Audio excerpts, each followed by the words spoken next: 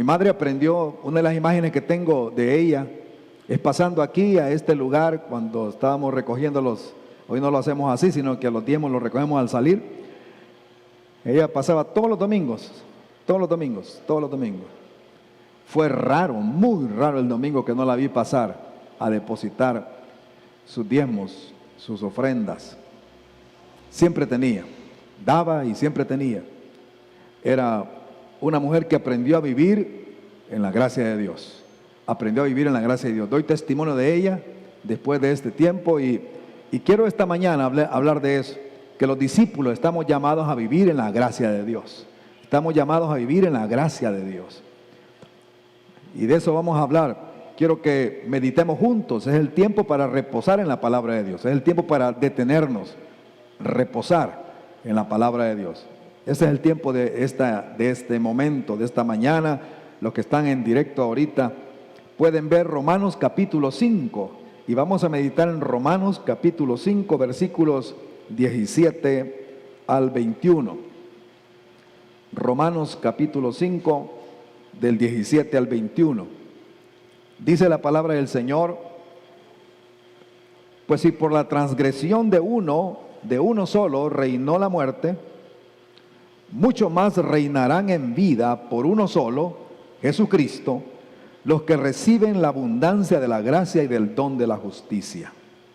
Así que, como por la transgresión de uno vino la condenación a todos los hombres, de la misma manera, por la justicia de uno vino a todos los hombres la justificación de vida. Porque así como por la desobediencia de un hombre los muchos fueron constituidos pecadores, así también por la obediencia de uno los muchos serán constituidos justos. Pero la ley se introdujo para que el pecado abundase. Mas cuando el pecado abundó, sobreabundó la gracia, para que así como el pecado reinó para muerte, así también la gracia reine por la justicia para vida eterna mediante Jesucristo, Señor nuestro. Oramos al Señor. Danos auxilio, Espíritu Santo. Derrámate sobre nosotros aquí en este lugar, en este local, y también sobre los que están en sus casas o en todo lugar donde nos vean, que estén conectados o que estén viendo este video. Derrámate, Espíritu Santo. Ilumínanos para ver la verdad, para ser libres, para vivir conforme a la verdad. Porque si el Hijo nos liberta, seremos verdaderamente libres. Te ruego que tú lo hagas, Espíritu de Dios, por Jesucristo. Amén, amén. ¿Qué significa vivir en la gracia de Dios? ¿Qué significa vivir en la gracia de Dios?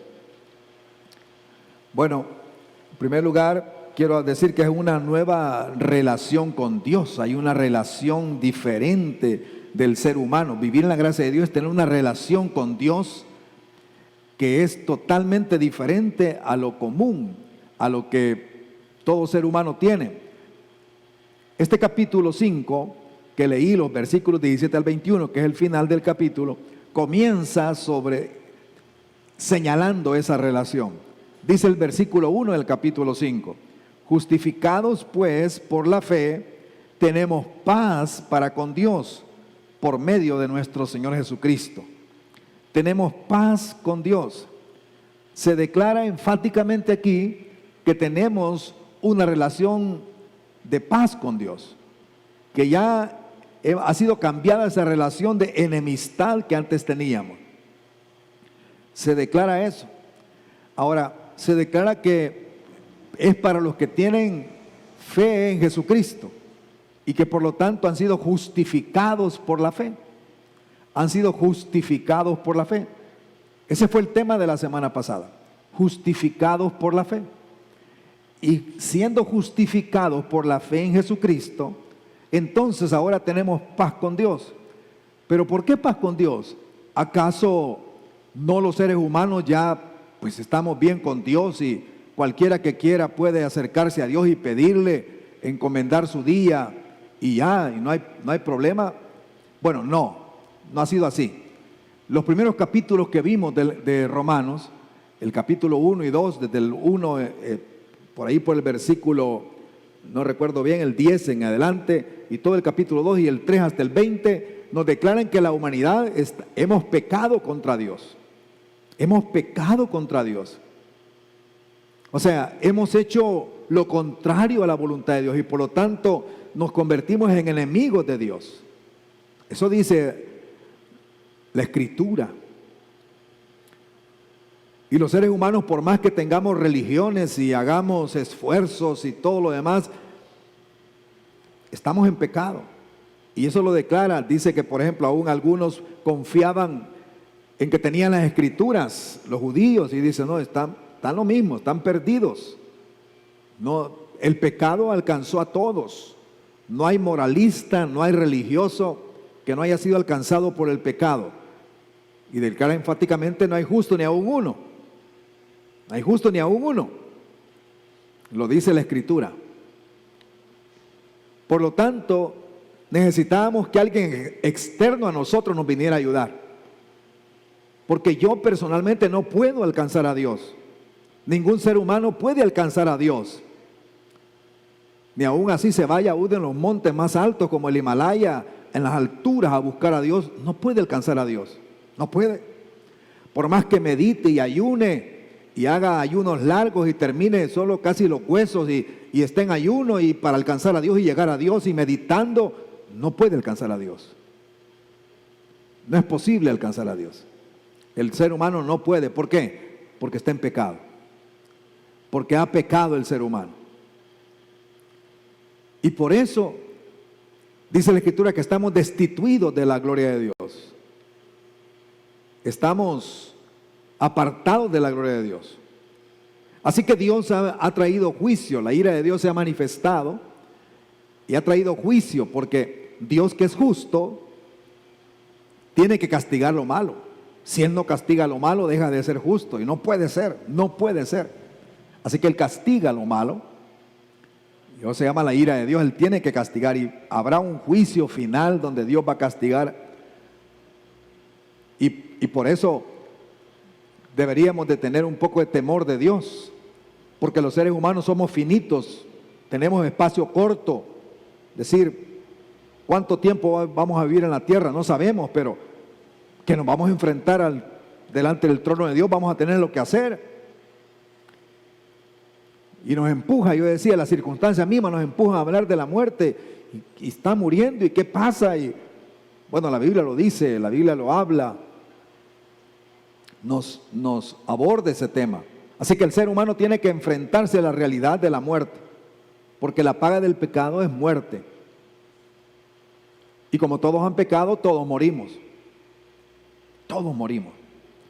Entonces, estando en esa condición, estando en esa situación de separación con Dios, de enemistad con Dios, de esa situación que el alma no quiere buscar a Dios. La gente es capaz de hacer cualquier cosa y dar su vida por cualquier otra cosa, pero menos por el Señor. Arriesgan su vida por cualquier otra causa, pero menos por la del Señor. Cuando es cuestión religiosa, no, hay que tener cuidado. Hay que tener cuidado.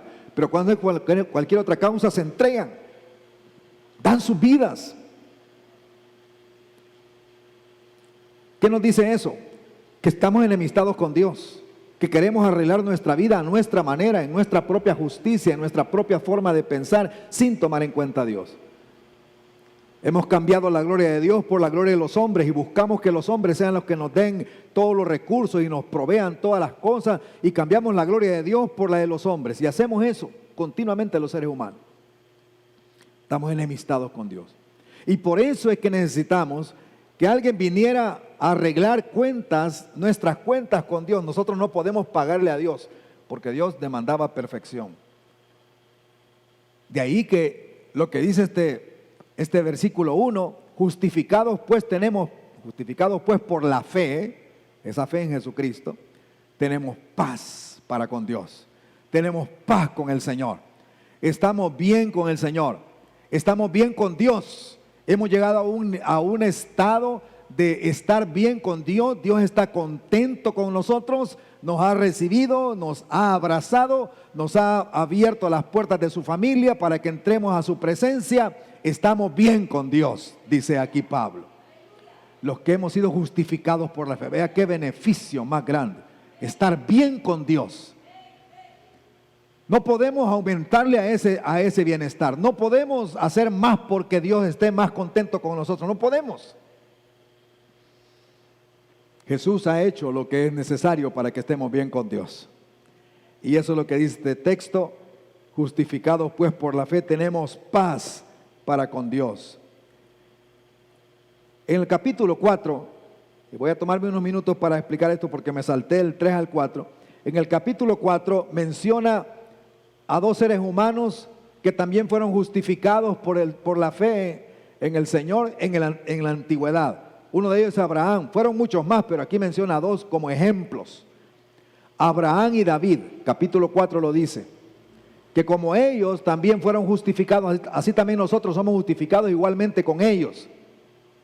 Nuestra conexión con Abraham no es por sangre, por raza. No es eso lo grande de estar conectado con Abraham. Porque alguien dirá, hey, yo también soy de los judíos que vienen de allá, de Abraham, yo soy de eso. No es por eso la grandeza de estar conectado con Abraham, es por la fe.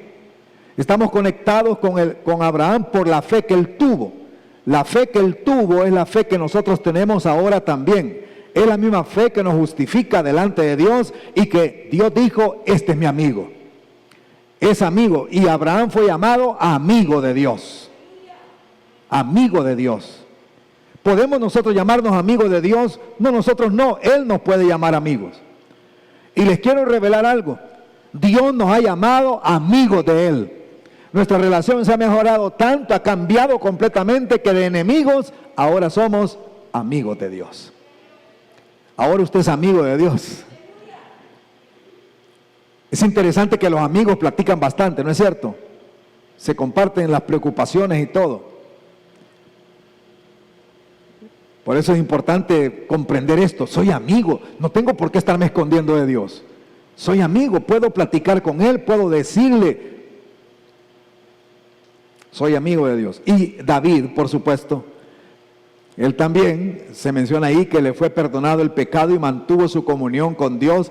Ya no se le atribuyó pecado, sino que Dios lo limpió de pecado. El perdón le fue dado. Y David también fue un íntimo de Dios, un íntimo de Dios. David conoció la intimidad con el Señor. Y decía, por eso decía él en sus salmos, usted los puede leer, lo canta, era una persona muy sensible y canta, escribió acerca de su relación con Dios. Y una cosa que él decía, que una cosa le demando a Dios, una cosa, estar en la presencia de Dios, estar en la casa de Dios todos los días de mi vida, para contemplar la hermosura del Señor y para inquirir en su templo. Es lo que le demandaba. Ahora, esa misma fe que ellos tuvieron es la fe que nosotros tenemos ahora al creer en Jesucristo. Esa misma relación de intimidad, eso es lo que vale, eso es lo que cuenta. No cuenta que yo tenga la sangre que viene de Abraham, aunque tenemos la misma, porque al fin y al cabo Abraham también viene de Adán y yo vengo de Adán, así que estamos en lo mismo. Viene de Noé y yo también vengo de Noé, así que estamos en la misma sangre. Eso de que yo tengo la sangre y por eso ahora sí soy bendecido por Dios, no es cierto. Todos estamos caídos, pero todos también hemos sido restaurados por la fe en Jesucristo nuestro Señor. Entonces, habiendo comprendido esto, el versículo 1, veamos el versículo 2. Dice, por quien también tenemos entrada por la fe, 5:2, a esta gracia en la cual estamos firmes y nos gloriamos en la esperanza de la gloria de Dios. Y no solo esto, sino que también nos gloriamos en las tribulaciones, sabiendo que la tribulación produce paciencia, y la paciencia prueba, y la prueba esperanza. Nuestra relación con Dios es por gracia, es por gracia, estamos firmes. La justificación por fe nos ha abierto la puerta para entrar a la gracia de Dios. Ahora estamos en un reino de la gracia de Dios, en el reino de la gracia del Señor. Ahora podemos vivir en la gracia de Dios. Y dice aquí que hemos entrado por la justificación, por la fe, por creer en Jesús. Él nos justifica, Él declara que ya no somos condenados, que somos perdonados, que nos da su justicia y que podemos ahora tener comunión con Él. Y ahora entramos al reino de la gracia. Y nos movemos en ese reino de gracia. ¿Cómo viviremos ahora la vida? ¿En qué manera viviremos la vida? Importante lo que dice la Escritura. Y dice, nos gloriamos en la gloria de Dios. La esperanza. La esperanza. Nosotros tenemos esperanza.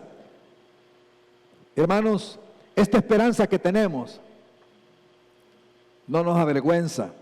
Esta esperanza es una esperanza que Dios nos ha dado. Es la esperanza que nosotros hemos de experimentar, vivir, ser llenados, deleitarnos en la gloria del Señor. Es la esperanza que tenemos. Esa esperanza nos ayuda a sobreponernos a toda tribulación, a toda dificultad. Nos ayuda a caminar sobre las dificultades y la tribulación. Ayuda a nuestros hermanos que están siendo perseguidos en otras partes a superar la persecución. Saber que voy a experimentar la gloria de Dios. Saber que Dios me ha destinado para que yo experimente su gloria, para que me deleite en su gloria, para que su gloria sea mi comida, mi gozo, mi alegría, que su gloria sea eso para mí. Eso me ayuda a superar mis tribulaciones y mis dificultades. Ahora estamos en medio de tribulación para muchos. Es una tribulación que les trae temor y miedo. Y como yo he dicho desde que comenzó esta pandemia, tenemos que tener las precauciones adecuadas, pero no tenemos que dejarnos vencer por el miedo y permitir que el miedo domine nuestro cuerpo y el temor nos llegue a vencer. Tenemos que lograr, por la gracia del Señor, vencer el temor.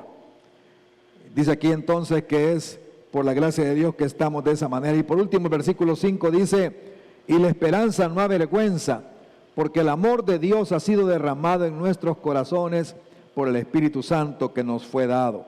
La relación con Dios, esta nueva relación con Dios, tiene un sello maravilloso. Esta relación con Dios tiene un sello, como cuando alguien dice, voy a cerrar con sello de oro este trabajo. Jesús cerró con sello de oro su obra de redención. ¿Cómo la cerró?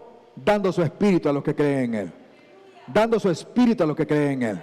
Sello maravilloso, glorioso, sello, hermanos, de oro que tenemos. Tenemos el Espíritu de Dios. Tenemos al Espíritu Santo en nosotros. Y de esa manera podemos tener un espíritu superior al espíritu que se mueve en medio de la tierra, al espíritu que se mueve en medio de las naciones, tratando de esclavizarlos y esclavizándolos realmente. No hemos recibido el espíritu de esclavitud para estar en temor. Hemos recibido el espíritu de adopción con el cual clamamos, papito, papá. Somos libres ahora para estar en la presencia de Dios. Somos libres para vivir para el Señor. Parecemos locos a los ojos de la gente. Parecemos desubicados. Parecemos gente rara. ¿Por qué? Porque el espíritu que tenemos es diferente al espíritu que hay en el mundo. Tenemos que saber que el Espíritu de Dios levantó a Cristo de los muertos. Y Él es poderoso para levantarnos de nuestras circunstancias y situaciones. Él es poderoso para sostenernos. No tenemos un espíritu derrotado, no tenemos un espíritu de cobardía. Tenemos el Espíritu de Dios poderoso, de poder, de amor, dominio propio. Es el Espíritu de Dios que está en nosotros. Este es el sello de la redención. Si eso no está en nosotros, no somos redimidos. Pero Dios nos ha redimido por su gracia. Cristo ha muerto por nosotros. Creemos en Jesús. Tenemos el Espíritu de Dios. Eso nos da victoria. Esa es nuestra victoria. Es lo que dice este texto. Ha sido derramado el Espíritu en nosotros. Su amor ha sido derramado en nosotros. Y en abundancia. Y por eso ahora podemos vivir en esa nueva relación. El Espíritu nos lleva a la presencia de Dios. El Espíritu nos da comunión con Dios. No oramos en nuestra carne, oramos en el Espíritu. Por el Espíritu podemos entender las Escrituras. No solamente las analizamos como literatura, lo cual hay que hacer, pero también sobre eso tenemos entendimiento del Espíritu para comprender lo que Dios dice. Tenemos al Espíritu bendito de Dios con nosotros. Esta mañana está el Espíritu de Dios con nosotros aquí, está en nosotros, está con ustedes que están conectados, el Espíritu de Dios derramándose, dando luz, dando iluminación, dando entendimiento, haciéndonos comprender por qué estamos viviendo lo que estamos viviendo y por qué estamos en esta época, por qué nos ha traído Dios a esta época. Dios no se ha equivocado de seres humanos que le ha dado vida en esta época. Aquí estamos nosotros. Época muy particular, especial, que Dios nos ha dado vivir. Así que tenemos una relación. ¿Qué significa vivir en la gracia de Dios? Primero, tener ese tipo de relación con Dios, una relación de amistad, una relación de esa presencia en nosotros. Por eso podemos ser realistas ante las circunstancias que tenemos. Tenemos problemas. No somos idealistas, somos realistas. Tenemos problemas. Hay enfermedad, hay problemas políticos, hay problemas, hay dificultades. Somos realistas. No somos gente que tenemos los ojos cerrados a la realidad. El cristianismo no es que usted entre a este local, a este lugar, o que usted cuando entra a adorar a Dios cierra los ojos y se desconecta de la realidad. No, somos realistas. Pero somos realistas optimistas. ¿Por qué? Porque sabemos que Dios tiene una gloria preparada para nosotros después de cada tribulación. Porque sabemos que Dios no nos ha dejado. Y porque sabemos que cuando cerramos los ojos y adoramos a Dios no estamos escapando de la realidad, estamos metiéndonos en la realidad, entendiendo la realidad, viendo la realidad desde otra perspectiva, desde la perspectiva de Dios. Por eso meditamos en la palabra, por eso lo adoramos, por eso nos emocionamos cantándole a Él, exaltándole, por eso saltamos en su presencia. Y la gente dice, ¿qué les pasa? Y que no se dan cuenta de lo que está sucediendo, estos están escapando de la realidad. No, no estamos escapando, estamos entendiendo la realidad desde la perspectiva de Dios, desde lo que Dios dice, estamos entendiendo esta realidad. Así que, por eso podemos decir, tenemos por la obra de Cristo, por la fe en Él y porque nos ha justificado, tenemos una nueva relación con Dios. Pero también vivir en la gracia de Dios es recibir por fe la abundancia de esa gracia para vivir hoy. Dice el versículo 17, pues si por la transgresión de uno solo reinó la muerte, mucho más reinarán en vida por uno solo, por Jesucristo, los que reciben la abundancia de la gracia y del don de la justicia. Versículo 21, para que así como el pecado reinó para muerte, así también la gracia reine por la justicia para vida eterna mediante Jesucristo, Señor nuestro. Dice que así como reinó para muerte, por causa del pecado, así también ahora nosotros podemos encontrar que hay un reino de la vida. La Biblia nos revela que en la tierra hay dos reinados, el de la muerte y el de la vida. Es decir, conviven dos tipos de reinos aquí en la tierra. Y los seres humanos sirven en esos reinos. Hay dos reinos. Todo ser humano sirve en uno de esos reinos. O sirve en el reino de la muerte o sirve en el reino de la vida. La humanidad si hay una manera de dividir la humanidad es esta. Los que están sometidos a la muerte y los que están sometidos a la vida. Esta es una realidad muy importante que hay que entender. Y creo yo que cuando la Biblia dice, por ejemplo, ahí en el versículo 17, por la transgresión de uno, es importante entender eso de a qué se está refiriendo. La transgresión de uno solo se refiere, hermanos, al pecado de Adán. Se refiere a Adán, después lo dice con claridad. Ese pecado de Adán y Eva en el paraíso, en Edén, Esta narración de la Biblia de Adán y Eva en el libro de Génesis es historia humana. Es historia humana. La humanidad no se puede entender sin esa historia. Esto no es mito. No es una leyenda religiosa para tratar de mejorar la conducta de los seres humanos. No es algo simbólico eso de Adán que pecó y todo eso. No es simbólico. Realmente pecó. Comió un fruto prohibido para él. Es una historia real. Algunos vienen y dicen, no, está bien, eso es un relato bonito, es más o menos una cuestión, claro, debemos de entender la literatura bíblica,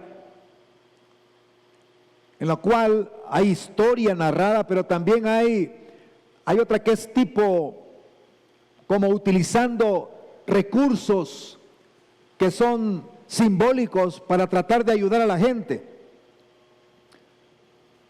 O sea, otro tipo de literatura que existe en la Biblia, no existe aquí en la Biblia. Ese tipo de literatura que también existe en la Biblia, que es la literatura de tipo novela, fábulas, existen en la Biblia. Uno tiene que identificarlas. Y aunque ciertamente esto pudiera tomarse y pudiera ir por ese rumbo, sin embargo, tenemos que entender que la historia de Adán es verdadera. ¿Por qué? ¿Por qué digo que Adán fue un ser humano, el primer ser humano que hubo en la tierra? ¿Por qué? ¿Por qué podemos decir? ¿Por qué es importante? Porque si no entendemos eso, no entendemos nada de nuestra vida hoy. No podemos hacer aplicaciones adecuadas para nuestra vida hoy. Porque si creemos que eso fue como una narración de un tipo de fábula, solo para ayudarnos, pero no es verdadero, entonces tenemos que optar por otra narrativa. La otra narrativa es que venimos del mono y que hemos desarrollado y que hemos evolucionado para llegar a ser seres pensantes. Pero que antes no éramos así. Antes éramos más animalescos, pero ahora somos el animal superior. Tendríamos que adoptar esa, o adoptamos la historia de Adán y Eva, que desobedecieron a Dios y cayeron en pecado. Depende que nosotros decidamos tomar como historia. Decidimos que ese uno solo, aún si es posible, algunos pudieran ubicar a Adán en el Neolítico. He oído algunos que lo oponen de esa manera. Está bien si usted lo quiere poner de esa manera, pero el punto es que fue un ser humano que vivió ahí, con Eva, su esposa. El versículo 14 del capítulo 5 dice así: no obstante, reinó la muerte de Adán hasta Moisés, aún en los que no pecaron a la manera de la transgresión de Adán, el cual es figura del que había de venir. Fíjense aquí hay tres seres humanos mencionados o referidos: Adán, Moisés y el que había de venir, ese es Jesús. Tres. Jesús es un ser humano real, fue un ser humano real, anduvo aquí en la tierra. Nadie, si alguien dice, no, Jesús no existió, es un invento de ustedes los cristianos, definitivamente ni siquiera se ha detenido a estudiar un poquito la historia, un poquito, no, eso es, no puedo decir otra cosa más que profunda ignorancia. Y podría decir, no, Moisés también es un invento, ¿no? Bueno, si dice eso también es ignorancia, ¿no? Porque Moisés fue un ser humano. Y Adán, Adán fue una tipo fábula, invento, no, aquí lo está poniendo Adán, Moisés, Jesús. Eso significa que estamos ante la historia según Dios, ante la historia revelada por Dios para los seres humanos. Sé de que el pensamiento científico que en tu universidad te han dado, te han dicho, no, eso es puro religión. Yo sé que estoy ahora hablando algo que es impropio ante la academia, ante la ciencia, estoy hablando de algo impropio. Porque esto no es científico. Esta historia es una historia, pues, religiosa, añadida por ahí, pero no es nada científico. Ahora, déjeme explicar algo. Y hay muchos creyentes que pueden creer en Jesús, pero creen que esto también es un invento. Esto de Adán es un invento muy bueno realmente, que los hombres se inventaron para tratar de interpretar su realidad y todo lo demás. Jesús no hizo eso. Jesús refirió a Adán. La Biblia refiere a Adán como un ser humano. Lo refiere tranquilamente como ser humano. Y es que hay otra mentalidad en esto. Una mentalidad que es la que estamos aprendiendo para reinar en vida. Dice ahí, para que reinen en vida. Ahora, esa expresión, para que reinen en vida, que acabamos de leer, dice el versículo que hemos leído en el anterior, en el versículo 17, reinarán en vida. Quiero referirme a esa expresión, reinarán en vida. Y es que lo que quiero referirme es lo siguiente: la justificación por la fe y la gracia de Dios son para la vida diaria, son para vivir ahora, para aprender a reinar en vida. No solamente para la vida cuando me muera, pero para comenzar a reinar ahora, para aprender a reinar en mis propias condiciones particulares que estoy viviendo. La justificación por la fe no es una cuestión religiosa que está guardada para cuando vayas al culto.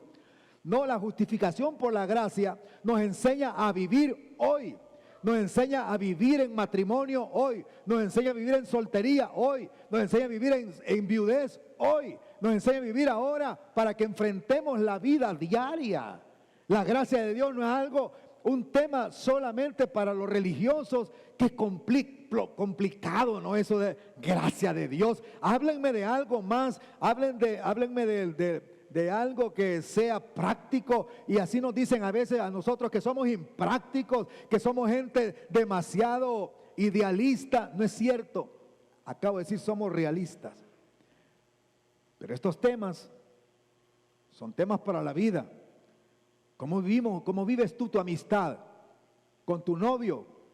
¿En la gracia? ¿En ese dominio de la gracia y por lo tanto de la vida? ¿O ese dominio del pecado y por lo tanto la muerte? ¿Cómo lo vives? ¿Cómo vives tu relación con tus hijos y con tus padres? ¿En la gracia? ¿O lo estás viviendo en esa otra manera de Adán? De acusarte, de condenarte, de ponerte leyes. Y miren, yo de verdad, hermano, cuando yo estoy predicando esto, yo le decía al Señor: Señor, necesito aprender a vivir en la gracia, porque soy tan dado a vivir en la ley, condenando al otro. Siempre estoy buscando dónde está la equivocación del otro, para poder justificar mi propia vida y decir: vaya, no solo yo me equivoco, también vos te equivocás, vaya. Y de alguna manera eso me rompe mis relaciones, no me permite vivir la gracia de Dios. O sea, cuando dice reinar en vida, lo que está diciendo la Escritura es que la justificación por la fe, el tener paz con Dios, se refleja en una relación de paz con el ser humano también. Y se refleja en una relación de gracia, de sabernos que estamos en el camino, de sabernos que no hemos llegado, de sabernos gente que vamos en camino de la gloria de Dios, de saber también que debo aprender a establecer límites.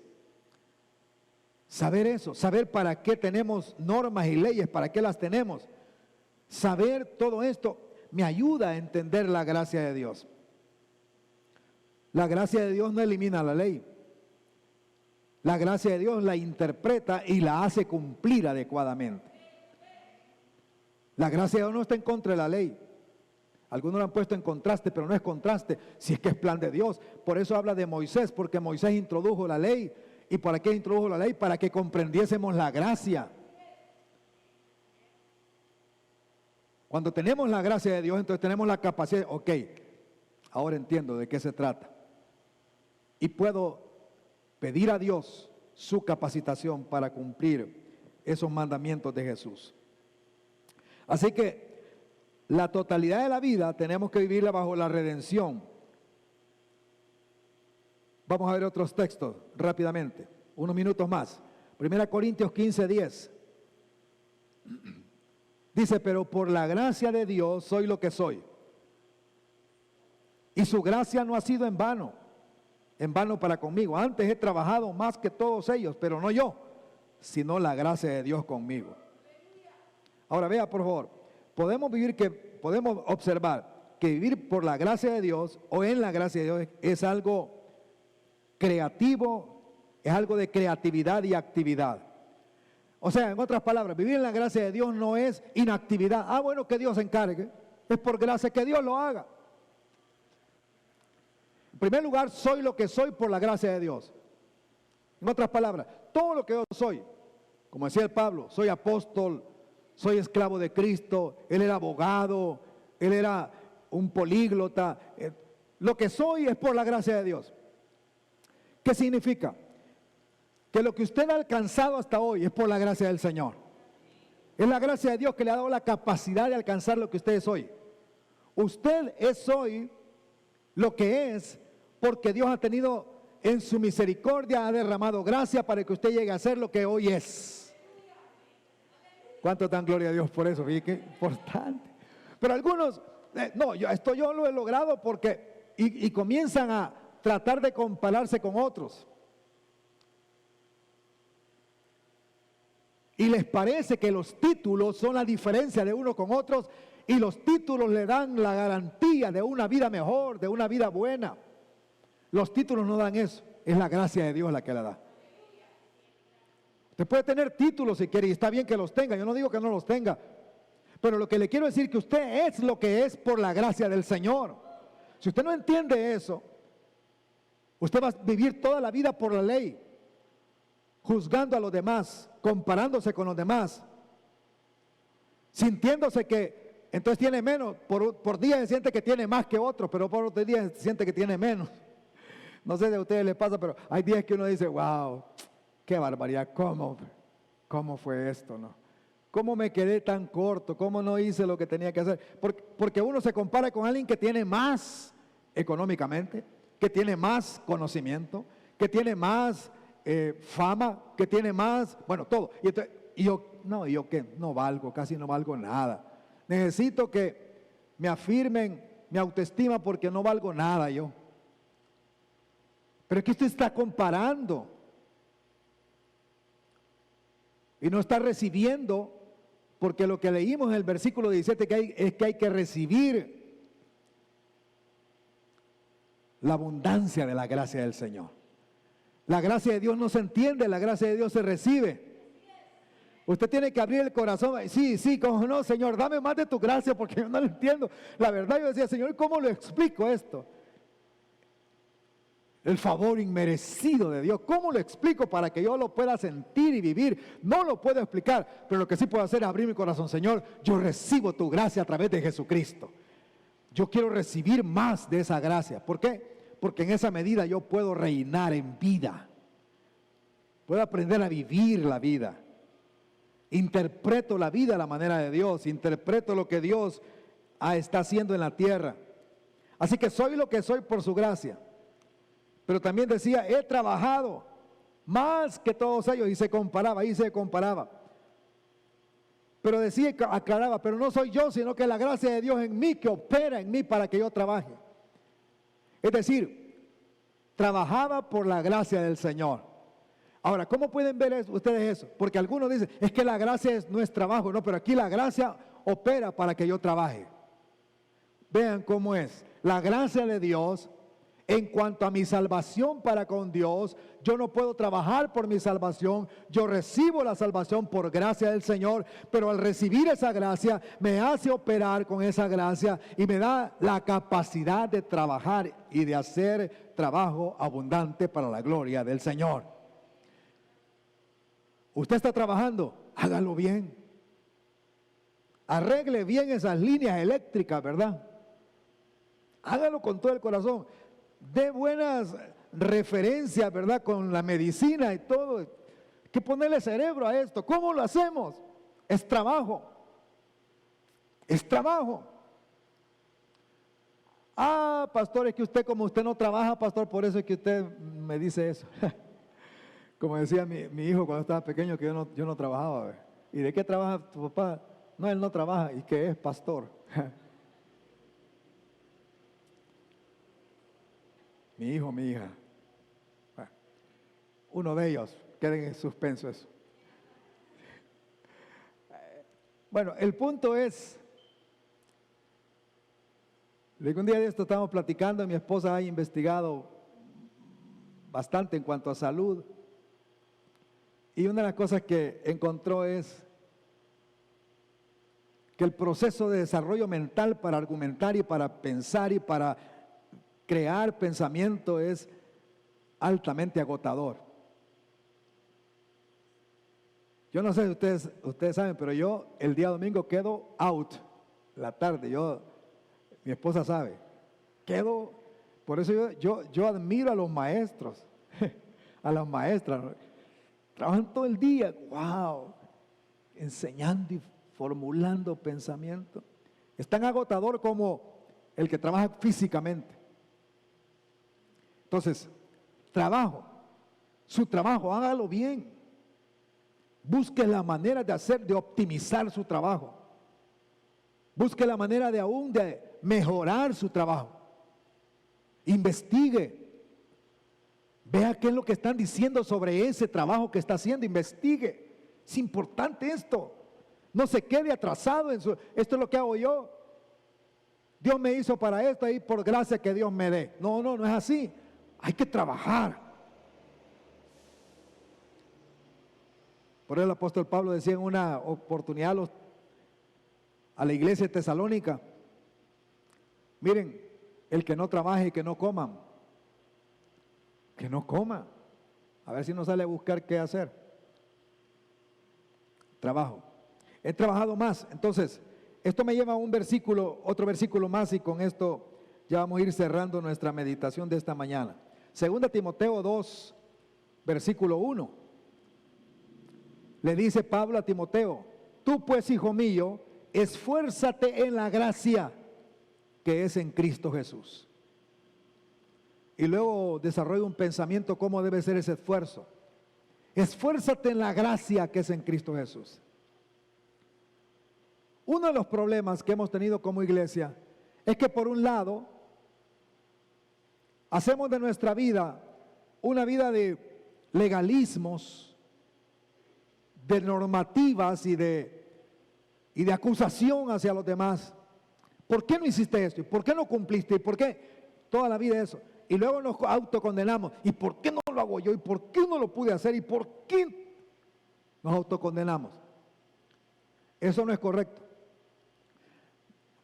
Pero llegamos al otro extremo y decimos: no, es por gracia, no hagas nada. Ahí Dios te va a dar. No hagas nada. Es por gracia. Y es más, algunos llegan al punto de decir: no, ni siquiera hay que vivir en santidad, hombre. Si pecas, la gracia de Dios, pues, es por gracia. Así que puedes pecar, ¿y cuál es el problema, pues? Si Dios siempre te va a perdonar. Caer en la desgracia realmente. Porque ya no vivir en la gracia. Vivir en la gracia es que yo pueda saber que hay normas, que hay leyes, y que tome de la gracia de Dios y beba de la gracia de Dios para vivir conforme a esas normas y leyes. Y que no viva acusándome ni acusando, sino que pueda exaltar a Dios por la gracia de Él, porque por su gracia somos lo que somos y por su gracia hacemos lo que hacemos. Es un esfuerzo en la gracia, es esforzarse en la gracia. Ahora, no es, a mí, ser humano, no me es fácil. Tiendo a los extremos y no logro encontrar el equilibrio adecuado del esfuerzo y la gracia, o del esfuerzo y la gracia. No lo encuentro, me cuesta encontrarlo. Pero este es el desafío. ¿Cómo debe ser? Pablo dice por lo menos 3 cosas ahí. En primer lugar, dice que debe ser como el soldado. La gracia, como el soldado, nos capacita para superar el sufrimiento. Dice que el soldado sufre. La gracia no te asegura que no vas a sufrir, hermano y hermana. La gracia no nos asegura que, ok, no va a pasar nada, vamos a andar bien. No, vamos a enfrentar sufrimiento. Pero quiero decirte que la gracia te va a capacitar para superar el sufrimiento. Y vas a poder superarlo para la gloria del Señor.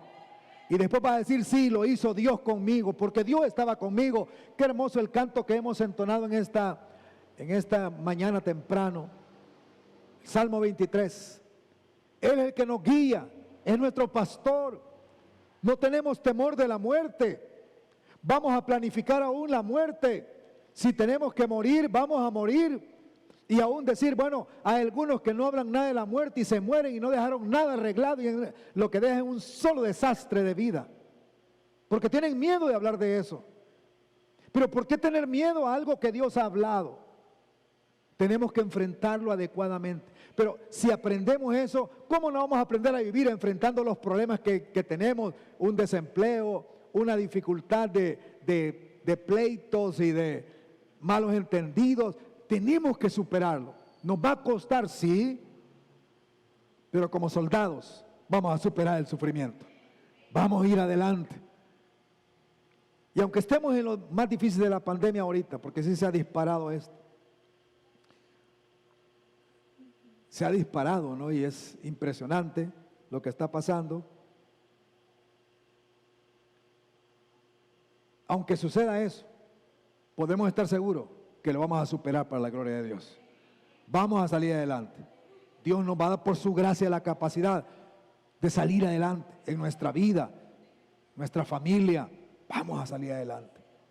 Vamos a salir adelante. Eso es lo que nos enseña esto. En segundo lugar, dice que también tiene la gracia, como al atleta, nos capacita para ser disciplinados. Debemos de aprender a ser disciplinados. La gracia nos capacita para ser disciplinados. ¿Qué les parece eso? Wow, a mí me parece, no sé, casi contradictorio. Alguien viviendo por la gracia disciplinado. Autogobernados. Autogobernados, disciplinados, autogobernados. No, disciplina no es que necesitemos un montón de leyes para actuar bien. Autogobernados. Tenemos que aprenderlo. Aprender a callarnos cuando nos ponen una multa y que está correcto la multa. Amén. Y no decir, qué bárbaro, ¿cómo es posible? ¿Por qué no agarran a los malos ahí? A mí me vienen a poner una multa. Además que soy pastor y predicador de los más famosos del país. Y a mí me ponen una multa. ¿Por qué no van a agarrar a esta gente, a los malos ahí, a los malvados? A mí me vienen. Así pensé esta semana. Pero por el autogobierno, por la gracia de Dios, Señor, ayúdame. Está bien. Me cae. Multa. Dolorosa. Difícil. Autogobierno. Así como lo hace el atleta, se autogobierna, no come pupusas, una al mes quizás, o una a la semana, pero él no las come, y sale toda la mañana, al atleta, ¿no? Toda la mañana, ahí va, es un atleta, disciplinado, su disciplina en la vida, para todo, su disciplina de pensamiento, su disciplina de conductas. La disciplina no solamente para hacer un devocional, pero también para la disciplina para pedir perdón cuando se ha equivocado y daña a otro. La disciplina, es una disciplina. Pedir perdón, perdóneme si me equivoqué. Disciplina. Disciplina para poder estudiar. Recuerden, por favor, jóvenes profesionales, no han terminado su profesión, han iniciado a ejercerla, pero su profesión les pide que ustedes sigan estudiando, leyendo, investigando. Por favor, les pido en el nombre del Señor, no se acomoden, sean de los que investigan, sean de los que se disciplinan para leer un poco más, para entender un poco más. Ustedes que son obreros, que hacen su trabajo y que ya saben lo que hacen, todos los días hacen lo mismo. Por favor, les pido, disciplínense, investiguen, vayan y digan, ¿cómo puedo hacer mejor mi trabajo? Por favor, háganlo. No somos de los que estamos acomodados, somos de los que queremos innovar y mejorar continuamente, porque el espíritu que tenemos es el espíritu de creatividad que Dios nos ha dado. Tenemos que aprender a ser autogobernados, disciplinados. Y por último, dice Pablo, en eso, esfuérzate en la gracia, Timoteo. Tienes que ser como el agricultor, Timoteo. Y es que la gracia de Dios nos capacita para ser pacientes. Nos capacita para tener paciencia y tener fe. La gracia de Dios nos capacita para tener fe y paciencia. Cuando vemos que primero hay que trabajar y esforzarse, si no veo que viene todavía, no hay nada de posibilidades, sigo trabajando. Tengo fe que va a venir, tengo fe que va a llegar, tengo fe que va a resultar al fin todo esto. Y a veces la cosecha es mala, y a veces no resultó la cosecha. ¿Y qué hago el siguiente año? ¿Dejar de sembrar? No, soy agricultor. Debo de tomar nuevas fuerzas y vamos a volver. Voy a volver a sembrar. Hoy voy a limpiar mejor. Hoy voy a poner de este otro tipo de veneno para matar las plagas. Hoy voy a poner otro tipo de nutriente a la tierra para que produzca. Hoy voy a hacer esto, pero el agricultor no se da por vencido. Sigue trabajando hasta ver la cosecha. Sigue trabajando hasta ver la cosecha. Esa es la paciencia, esa es la fe que necesitamos.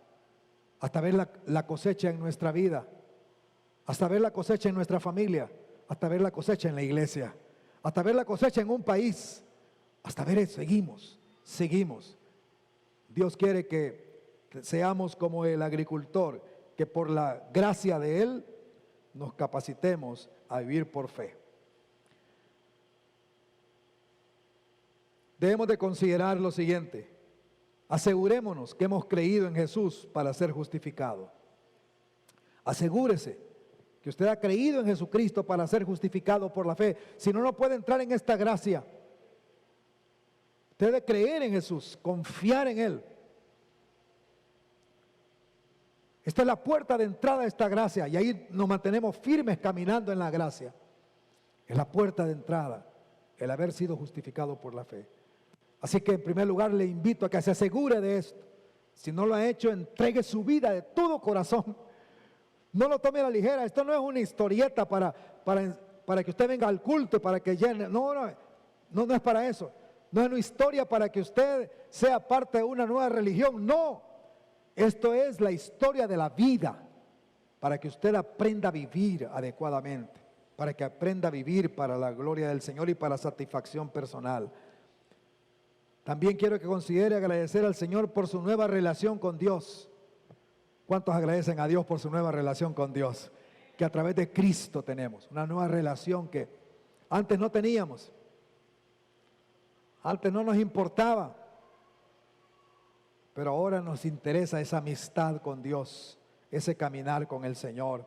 Y por último, le pido que considere abrir su corazón para recibir por el Espíritu la abundancia de gracia para vivir cada día. Que abra su corazón, que usted le diga: Señor, abro mi corazón para que tú me llenes de tu gracia y me sigas dando de tu gracia. Y usted vaya a la palabra para encontrar más y más de la gracia del Señor. Oremos. Padre, gracias por esta mañana.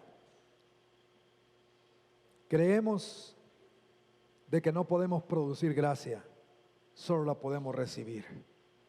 Y por eso pido que cada uno de los que nos ven y los que están aquí presentes, cada uno podamos abrir el corazón para recibir gracia y poder ser como ese soldado que sobrepasa el sufrimiento. Que podamos ser como ese atleta que se autogobierna, se disciplina. Que podamos ser como ese agricultor que pacientemente sigue trabajando por fe hasta ver cosecha. Señor, te suplico que hagas ese milagro en nosotros. Gracias por esta relación nueva que nos has dado, una relación maravillosa, milagrosa. Queremos seguir creciendo en ella. Te damos alabanza en esta hora. Te damos gloria a ti. porque nos has llamado a una relación maravillosa y nueva. Te exaltamos, Señor. Tuyo es el poder y la gloria. En el nombre de Jesús. Amén. Amén. Dios los bendiga, mis hermanos y hermanas.